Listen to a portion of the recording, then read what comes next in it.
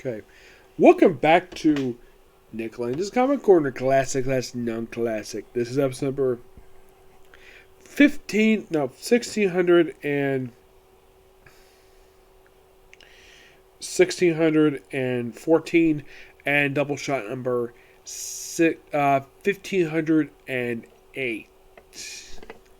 Yeah, 8. Alright, I got two Wolverine trades. First up it is Wolverine, Blood and Sorrow. Yep. Now, this book contains issues 41, 49, and giant size Wolverine. Yes, and all three of these books are not only giant Wolverine giant size, but also Wolverine 41 and Wolverine 49 are double sized. This is for Wolverine Volume 3. Now, oddly enough, these were not collected in the regular story arc trades because all these are standalone issues. Okay, the first one is called Healing. Now, each one of these ones the first two are written by Stuart Moore, which is basically The Healing in the Package. House of Blood and Sorrow, that's done by David Lepham with artwork by David Aja. Better to Give is done by Rob Williams.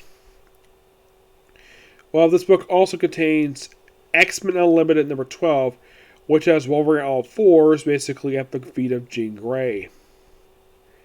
Yep, this one is called The Healing. This looks like Wolverine after he just battled something. Yeah, this is X-Men Unlimited Volume 2, not Volume 1, Volume 2. Or he just finished dealing with the hunting Sabretooth, and he's basically just trying to heal up afterwards. And it's just basically a good standalone issue. Yes, now, I'm not really sure of exactly why 41 and 49 are double-sized. It's, as far as I can tell, there's no reason for it at all. It's just probably because it's a good story. Yep. 41 is set in Africa, and it's just Wolverine just saving a kid, protecting a kid the whole time throughout all these issues. And the best thing about these issues is the gorgeous artwork.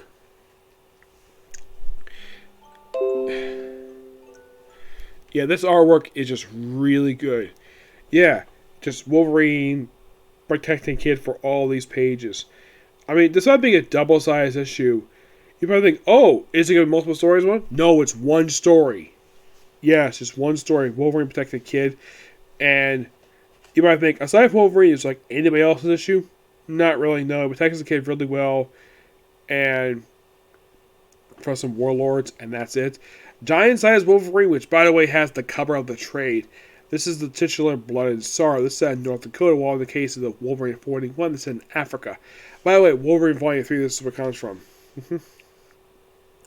Yeah, this is the one where David Lepham does the writing, or David Aja does the artwork.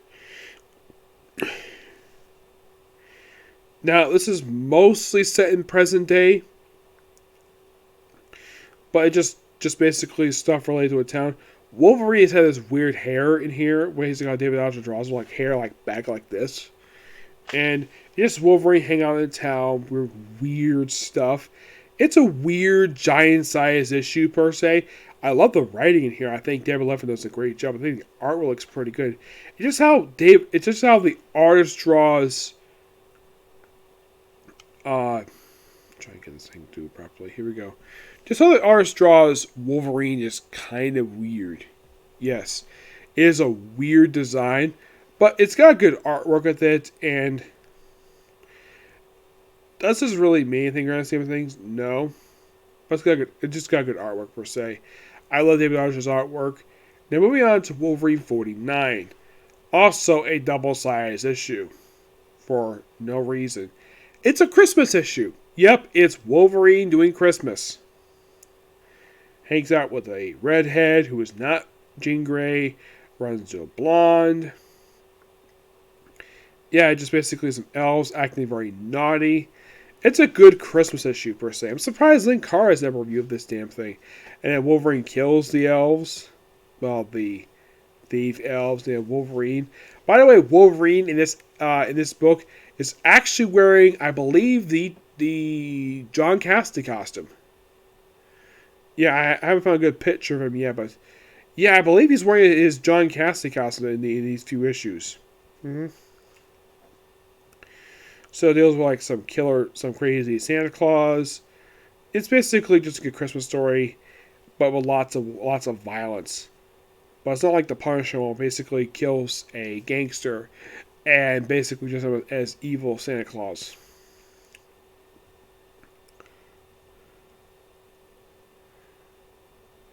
Now you might think, okay, where in the case of the Wolverine 41 takes place in Africa, the Giant says Wolverine takes place in North Dakota. Where does this one take place? Yeah, it's on Christmas, but where is this taking place? Well,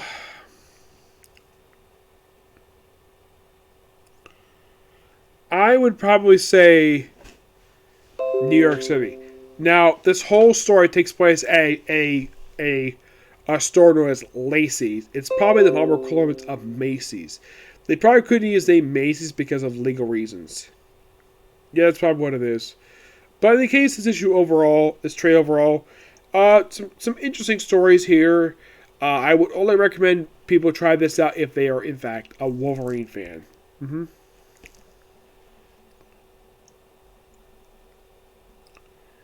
Yep.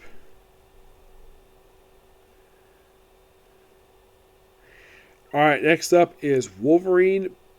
Come on. Wolverine Prehistory. This is a lengthy book. Oh my gosh, this book is so freaking lengthy. Let me show the cover here. This cover, I believe, was also used for Wolverine Origins and Endings. Oops. The actual trade itself. Sorry about that. Okay.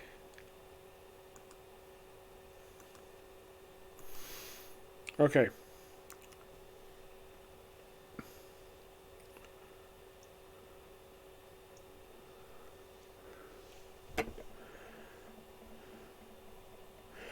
Yeah, I was trying to show it off, but for some reason...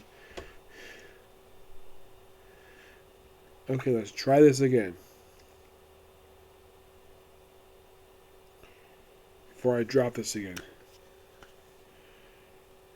Okay, here we go.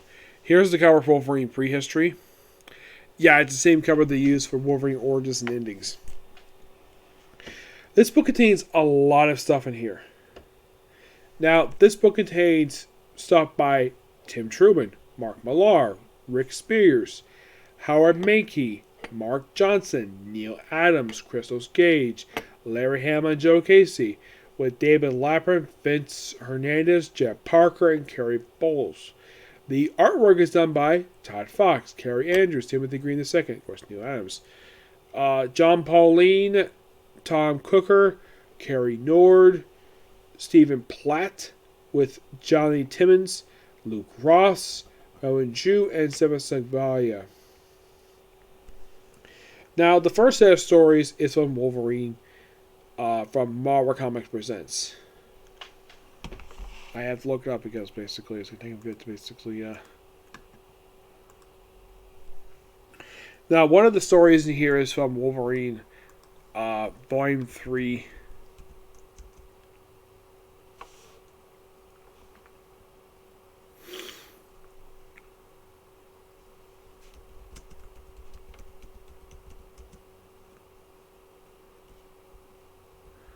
Volume 3 issues, I think it was like issue like 32, which just after the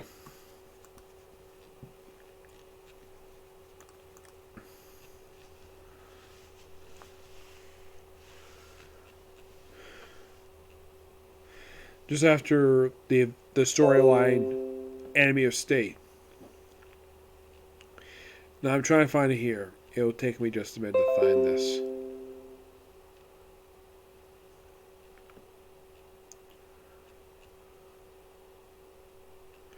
Okay, here we go. Wolverine Prehistory. I like a look at because I want to look at here.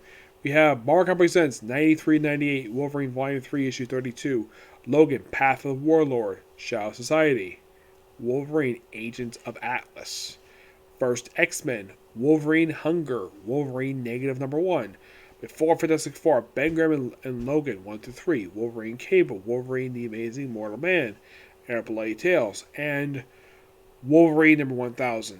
No, that's not a joke. That is seriously what we got in here. Yes, now this is from the era of Marvel Comic Presents, so that's where this comes from. Yeah, a lot of this stuff basically explores a lot of Logan's past, per se. Now, first XMen was a 5-issue miniseries. I'm going to talk about that one first because even though it's not first here, let's first one basically talk about here. This book mostly is just a 5-issue miniseries, just basically detailing what kind of happened before Charles Xavier formed the X-Men. Probably before he even met Cyclops in that backup feature for X-Men back in the 60s. It's mostly Wolverine, Sabretooth, and a few people who basically convinced Charles Xavier he should form a team deal with the fighting bigotry. And it just basically explores it. It also kind of basically... Now, oddly enough, this meeting is never brought up in present day. Like when Wolverine meets up with Charles Xavier first time in Giant Silex number 1, it's never mentioned before. It's like this is a retcon that's barely brought up. And it's like maybe Wolverine maybe forgot. It's possible per se, but not really.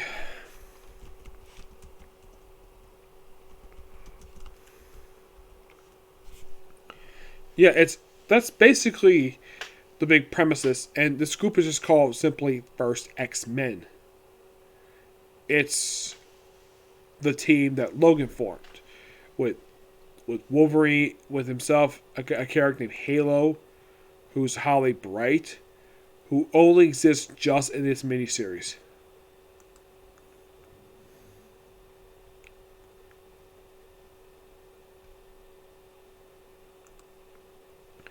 And the other members, basically, of this team were a character named Bomb, Mentor, Scout, and a character named Yeti and Shadow Switch. Scout, it just basically... The best way to describe this book is that, even though it's kind of weird, I do appreciate what Neil Adams was trying to do with the book because he did work on the X-Men in the 60s, so it kind of made sense. But if you think about it, this group itself basically laid the groundwork for the X-Men. That's simply what the book was. As Wolverine, as for Marvel Presents, 93 through 98, it's basically Wolverine. Basically, the best way to describe this is just basically Wolverine in his many years, like him in the wilderness, possibly in the late 1800s per se. Him fighting a version of the Thing. It's mostly him as a hunter. That's mostly the best way to describe the Wild Frontier issues. And it just takes up issues like 93, 98. Now, I should point out that Wolverine stays the main feature of Marvel Presents. Originally, he left issue 10, but it came back to issue 50 and stayed up until issue 152. But he did come back briefly. The Immortal Man is basically Wolverine in a circus. That's the best way to describe Wolverine, the Amazing Immortal Man. Wolverine, the Mark Millar issue. This also by far was the last issue Mark Millar wrote up until Old Man Logan. And so that came out, this was the last issue he wrote because the very next issue, Daniel Way took over the book briefly before he also had those 2 one-shot issues, not done by him, or Evolution. Mostly was just done by, after Mark Millar left, it was mostly just Daniel Way and Jason Aaron read the book up until Mark Millar came back briefly before the 2 issues led to Dark Wolverine. Now, in the case of Wolverine 32, it's just basically Wolverine where he is captured and put in a concentration camp. Yep, that's literally what this issue is. Now, is Wolverine Jewish? No, he isn't. Alright, next up it is Wolverine 1000. They included this purely because it just explores Wolverine's time in the past. Looks like possibly World War II given the outfit.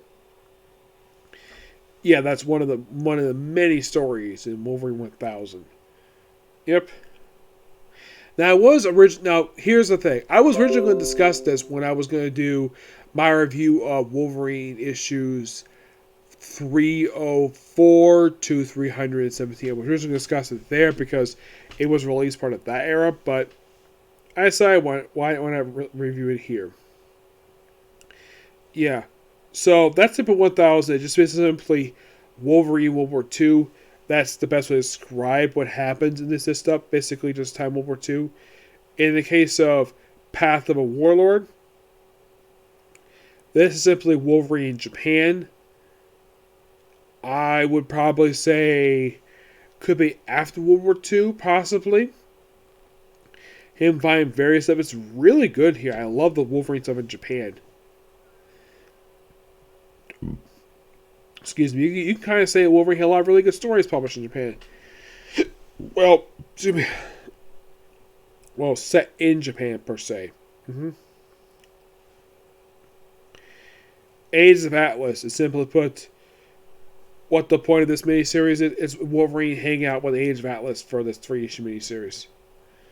Yeah, that's the best way to describe what happened in this miniseries. It just him one adventure with Age of Atlas, which written by Jed Parker is not a bad idea given the fact he created the Age of Atlas. Well, the group anyways, not the characters. He created the group. That's best way to describe what happened in this miniseries, per se.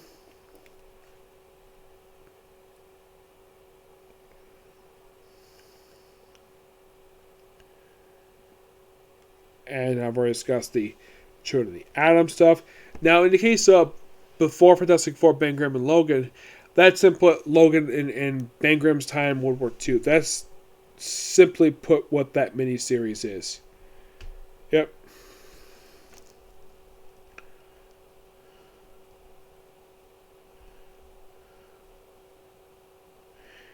Yeah, and of course they threw in Wolverine the X-Men because not Wolverine X-Men, Wolverine the first X-Men because it's a Wolverine miniseries and it's done by Neil Adams, so why the heck not?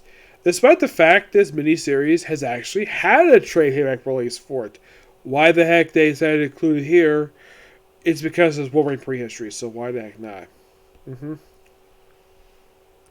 Yeah, and by the end of this miniseries, Charles Xavier started up at school, and it's never really brought up again. Hunger, which came right after that. Yeah, just Wolverine, where he meets up with this couple, I think somewhere in Canada. He's running on naked. You could say this is just after he left Weapon X. In the case of Wolverine Naked #1, this book is simply put, what looks like to be Wolverine, maybe a brief time with him with S.H.I.E.L.D. And a guest appearance in this negative one-shot by Nick Fury and Carol Danvers. And guest starring Sabretooth. And this is written by Larry Hama, of course. Yep, he loves writing Wolverine. The -1 is actually pretty good. Now, oddly enough, when it comes to Wolverine, this particular thing is not part of numbering. For Hulk it is, but not for Wolverine. Yep.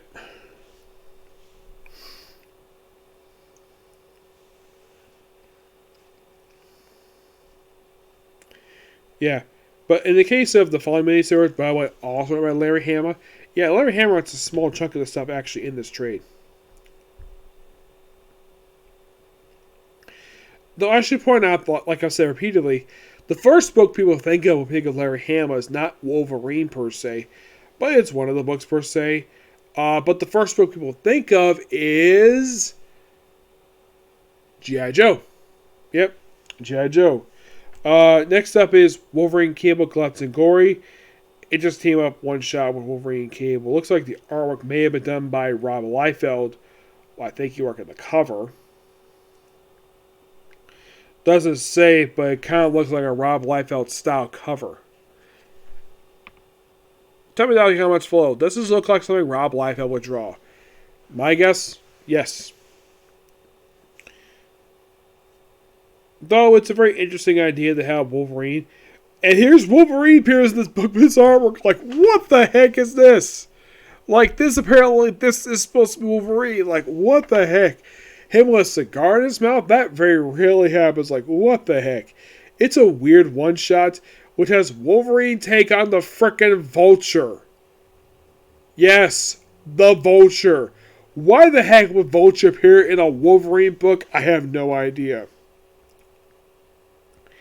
It is by far the most baffling thing that happens to Wolverine.